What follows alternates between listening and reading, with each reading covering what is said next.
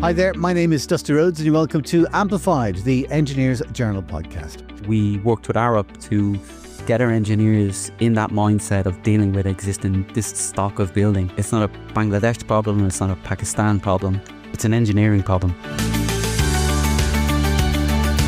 Today we're chatting with two Irish engineers highly involved in literally redefining worker safety standards in the aftermath of one of the deadliest industrial disasters in modern times. They are a former Engineers Ireland International Engineer of the Year, Aidan Madden from Arup, and Chartered Engineer and former Arup Associate, who is now Head of Operations for the International Accord, Colm Quinn. Aidan and Colm, you're both very welcome. Hi, thanks. Hi. Nice to be here. Thank you. So listen, guys, our story today is quite a dramatic one. It stems from one of the deadliest industrial disasters in recent times, which happened thousands of miles away from Ireland. But it's one in which you've both been intimately involved with in your careers. It happened at the Rana Plaza factory building in Dhaka in Bangladesh. Aidan, maybe can you tell me from a structural engineer's perspective, what was the fundamental problem with that building? Yeah, thanks, Dusty. So I suppose the fundamental problem there was that was a building which was designed to be a 5-story building.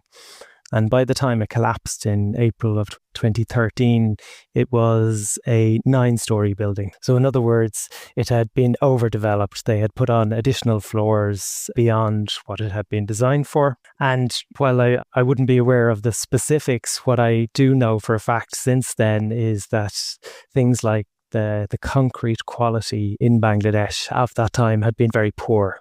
So you have a building which is heavier than it's supposed to be and with concrete which is weaker than it should have been. And those two things together at least were significant players in the collapse that happened in back in 2013. And I imagine that within the building, like a lot of buildings in Asia tends to have retail on the ground or the first 2-3 floors, and then you've got like apartment buildings. If this place was a factory, I would imagine a lot of heavy equipment in the higher floors as well, yeah? Yeah. I suppose the garment factories, by their nature, they are manufacturing industrial facilities. So in some cases, they will have heavy equipment distributed throughout the buildings. They're producing large volumes of clothes for all of us. So they store, quantities of raw materials and finished products. So there's a lot of storage, there's machinery, there's people. All of that contributes to the loads that the building experiences. So Aidan, then, what happened to the building? So the building, it collapsed. And it, I suppose what we know from reading reports at the time is that in the days leading up to that collapse, there were reports of, I suppose, some distress in the concrete structure that people had noticed, and how that was acted on, I suppose, is a bit unclear, but ultimately people were still working in that factory when it collapsed on I think it was the 24th of April. And unfortunately, and tragically, that led to the loss of over 1,200 lives. And that, I suppose, created the necessity for action. Exactly. All right. Now, it was a huge international story and it was a very, very long way away. How did you get involved in this, Aidan? So from Arup's perspective, we had actually been working, I suppose, a major client of ours from Spain, or an organisation called Inditex, a garment brand. We had been working with them in Bangladesh in the previous year or so, helping them with some fire safety assessments in factories, because they were concerned about fire safety issues in factories in Bangladesh. So once Rana Plaza happened, they turned to us and they asked us for our support to help them figure out how they were going to deal with this tragedy, and how could they do something about that. So they asked us to figure out a way of starting to assess the factories in which they were sourcing garments from, to understand, were there other Rana Plazas out there? What was the physical state, the physical condition, the quality, the condition of the factories within which their products were being made? So we spent some time, in that period immediately after Rana Plaza in the kind of the summer of 2013. We had a team from Dublin, Madrid, London, some other colleagues who got together to start to think about, how do you do something that's meaningful? But how do you create an inspection methodology which will provide some meaningful information, quickly. And so what we have is we were trying to create a balance between going too deep, and doing a very detailed analysis on each factory versus doing something that was so light touch that it actually didn't provide any useful information. And so it was really this balance between getting meaningful, actionable information about things like fundamental decisions. Can this building remain in operation? Is it safe for this building to remain in operation? If so, what are the actions that need to be addressed? Do they, what's the timeline within those actions need to be addressed? That was what we grappled with in those very early days back in 2013. And that led us, I suppose, to move on then to piloting that on the ground and then actually rolling that out, implementing that in the factories. So tell me about the checks. I mean, how do you check? I mean, we're used to building checks, but how do you handle checking thousands of buildings and checking them quickly? There's kind of a bit of an art and a bit of science, I guess, to some of this. And what we have to do is to try and combine both. And I think what you've touched on there is critical here, is the scale of this. There are thousands of buildings in Bangladesh, which is where we started, and thousands of buildings, tens of thousands elsewhere in the world where these products are made. We need to spend the time that we need to do the assessment, but we have to be able to do it at scale, and that's the critical thing. So our approach was, I suppose, taking people who are trained in assessing existing buildings, providing them with some context-specific information. So what's the Bangladeshi context? How are buildings built in Bangladesh in that time? What are the materials they're made out of? How can we quickly check that those materials are what they're supposed to be? Comparing design drawings versus what's actually built. And then doing some very, I suppose, finding what do we determine to be like the critical life safety issues in a building, and then checking those specifically. So in a Bangladeshi context where we had these kind of multi-story factory buildings made out of reinforced concrete generally, as I mentioned, sometimes with the poor concrete quality, we were very, interested in things which could fail brittly. So in other words, give you no warning. And so those were the things we were really focused on. So concrete columns became a really important, checking concrete columns with enough science, enough engineering behind it, so we could define kind of minimum levels of safety. And that became kind of the methodology. It was really being super focused on the critical life safety elements. And, a colleague of mine had a great phrase, which we reuse today, which is kind of optimal ignorance. It's like, what do you really, really need to know to allow you to define the actions, to define the meaningful things that will happen after your visit to make those buildings safer? So that was our approach. Colm, while all this was going on, there was something going on a policy level, I suppose, where people were saying we need to have some kind of an organisation in place which is going to make sure that accidents like this do not happen again in the future. An international accord was born. Who established and what's the purpose of it? The purpose, in my mind, is quite simple. It's to address life safety issues in the supply chain in garment factories. Really, really simple. And Aidan's touched on some of those life safety issues. The scope is broader now than initially. So there was work in the background, kind of not so public, on establishing a program pre-Rana Plaza. And the tragedy of Rana Plaza really kick-started the Bangladesh Accord as it was at the time. And the program started from there. So tell me about the Accord today then, because you're joining us from Pakistan. What is it you're doing? So today the Accord is based in Amsterdam, the International Accord, and we are operating in Pakistan at the moment. That's our country-specific safety program, as we call it. The work in Bangladesh continues. That was taken over by an organisation called the RSC. So it was in transition in 2020 from the Bangladesh Accord to the RSC, and they fulfill the obligations of the brands in those countries. So ensuring worker safety, identifying and remediating safety issues in factories. I would imagine then that a large part of that solution is having to train local teams. Am I correct? Yeah, so the approach in Pakistan has been to build our team of engineers, which we've done over the past 2 years.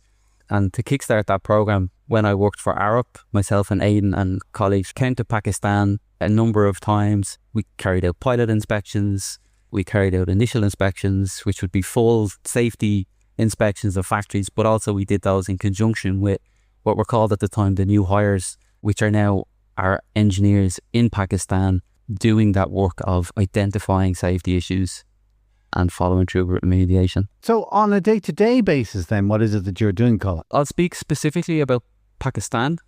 That's where we have our main operations. So we have a big focus on the moment on the engineering side to do initial inspections, as Aidan mentioned, structural engineering, but we also inspect for fire, electrical and boiler safety engineering. Right now, we've inspected just over 300 factories. We are in the process of, for those 300 factories, of what we call the remediation phase.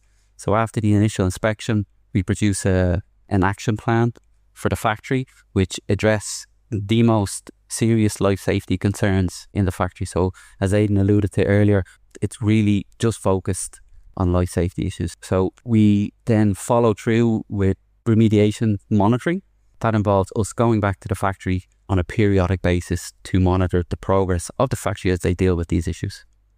Colm, when you're working with local teams, how do you make sure, because I'm sure lots of us listening, we live in a first world, Western world. Bangladesh is completely different. Is there a difference in the standard of engineering, and how do you get engineers to the standard you need them to be at? I'll speak about the Accord and the engineers in the Accord. The program is quite unique in that it's dealing with existing buildings. There's no code that I know or have come across, and Ed might correct me, where existing buildings are front and foremost in the code. This is a problem not just in Asia. We're dealing with existing buildings.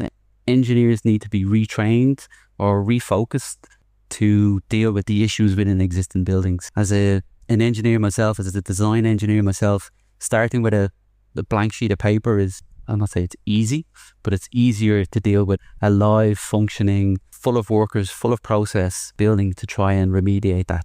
That's quite difficult. It's true working, and we worked with Arup to get our engineers in that mindset of dealing with this stock of building. It's not a Bangladesh problem, it's not a Pakistan problem, it's an engineering problem.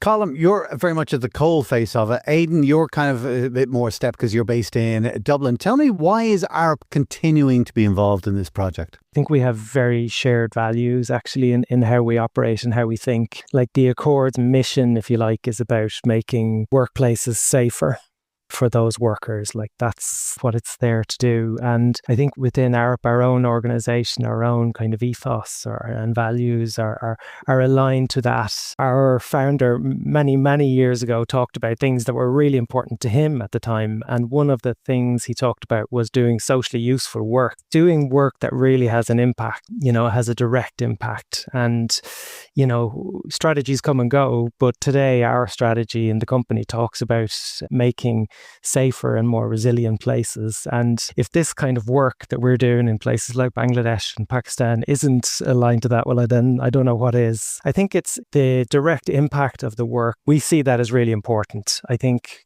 my colleagues who've worked on this, and I would say there's, we're probably numbering 200 people who've had an involvement in this since we started work with the Accord. They can see that. And they recognize, and even those who aren't involved can recognize that this work matters. Like for us as engineers, whether, wherever you work and whether, part of our profession is about, is doing good, right?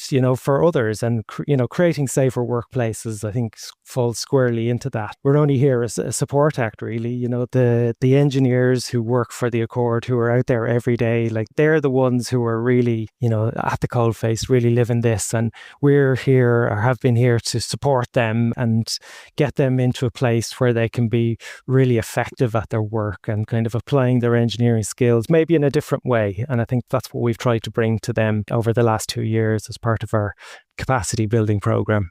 Aidan, considering that Colm is at the coalface and you're back in Dublin and you've got a better bird's eye view, can you give us some of the numbers that have been achieved over the years? Like how many factories have been checked, how many serious safety problems have been fixed, that kind of thing? I think Colm's probably going to be best placed. Well, then Colm's the better man. Go on, Colm. Hit me with numbers, Colm. The Accord, combined with the ORC in Bangladesh, inspected over 2,000 factories and have identified over 140,000 individual health and safety findings. And of those, over 115,000 have been corrected. They're the big numbers. Those are big numbers. So, yeah. Want to ask, I don't know which of you is the better one to answer, but what's the system? How do you go in, as an engineer and do this work at scale and at speed? What's your checklist? The work has transitioned over the years from a very paper-based, take a picture on your phone, go back to the office and write a report. So in Pakistan and in Bangladesh, we're transitioning to, a digital workflow, and we're joining up as many pieces as we can. So when the engineer stands in the factory, they've got an iPad in their hand. When they take a picture, that picture goes onto our database, and we've taken a CRM or a customer relationship manager tool, and we've modified it, and we've highly modified it to be able to take just that raw data from an inspection, sort it out into these actionable items for factories to deal with. So the issue identified, what the factory need to do, a picture of the issue, very, very simple action plan. Taking that becomes our database. When we want to print a report, again, a lot of work to get this done, but now we press a button and we print off a PDF of the report. Once that's the inspection phase. We have it's the inspection and remediation process. So, but once the inspection is done, I don't know, maybe that's 5% of the work. The rest of the work is after that. It's working with the factory for them to come up with plans, financial plans, engineering plans, products, effectively the solution, and we work with them. But as we're working with the factory are asking us questions, we're getting them to update our database. We're giving them direct access to our database. So if they want to tell us, we have a question, they ask the question in our database. It doesn't look like a database to them, but it's our database. If they want to submit drawings, they submit them rather than through an email. They'll submit them into the database. I think we've 650 factories, so we're pushing all that information into one place. It sounds like a very well-honed system at this stage. Aidan, you would have been responsible, I guess, for helping to set up this system. When you were thinking about it initially, what were the problems that you had to overcome? Yeah, I think the scale factor is really significant. Colm talked about 650 factories in Pakistan alone, so which that turns into 650 remediation projects. So you have a program of works. So I suppose going back to the initiation point, which is the initial inspections that, and which we've mentioned a bit, for those, where the teams become very focused on the key safety issues. So the electrical safety, the fire safety, the boiler safety, the structural safety, because those are the things that we know cause life safety issues, that cause people to either be killed or injured, the consequences of events caused by those. An electrical safety issue causes a fire, and so on. In the designing the overall structure, the overall program, it's okay, identify the issue, then what are you going to do about it? It's the what and the so what. What are the actions that need to be taken to address that particular safety issue? What are the reasonable timelines that you can take them in? What do you need to do now? What should you be doing in the medium term? And what's going to take a longer term action? And making those actions specific, clear, time-bound, really, that's the kind of fuel which enables the factories, they own the actions ultimately. That enables them to actually deliver the solutions. And so then you've identified the issues, you've identified the starting point for the plan, and then as Colm said, it's about supporting the factories and their own engineering teams through their remediation program. And this is, I suppose, a lot of the work that the Accord has been doing, and we've supported them in various ways over the years in this, working in collaboration. It's about how do you make sure that the factories are doing it in a way which meets the requirements of the Accord, which are all set out in the Accord standard. And then monitoring that all the way through to the end And I think it's worth saying this is what makes the Accord unique, is that this program at scale, where we're setting kind of mandatory requirements which are carried out in collaboration with all the stakeholders. So with the workers, with the factory owners, with the brands, and convening all those together and being transparent, so the reports that are produced, the plans that are produced are published. So anyone can go and see them online. So it's a highly transparent process. It is worth noting how unique this is. This is definitely a first time that this approach has been taken. It is. It's most unusual. Aidan, I have a hard question for you, okay? Because it's very hard to speak about yourself. I mentioned in the intro that you were accredited by Engineers Ireland as International Engineer of the Year. What was the engineering piece of what you did that you think got their attention and won that award for you? You're right, that is a hard question. It probably boils down to providing that kind of technically robust and rigorous approach which can be scaled up. And, like that award was probably on behalf of, the 200 other people who worked on it with me, So I think it's that technical rigor. So it's providing a meaningful framework to make decisions about the safety in those factories, to provide actions in a way which can be used by the factory themselves to ultimately implement the solution. And to do that, not just in one factory, not just in 650 in Pakistan, not just in the probably 1800 or so in Bangladesh, it's that this becomes a scalable approach. And, we say scalable, it trips off the tongue, sounds easy, but it still requires a lot of hard work, a lot of perseverance, a lot of dedication by teams to implement. Colm, a difficult question for you because you are in Pakistan, you're seeing these workers every day.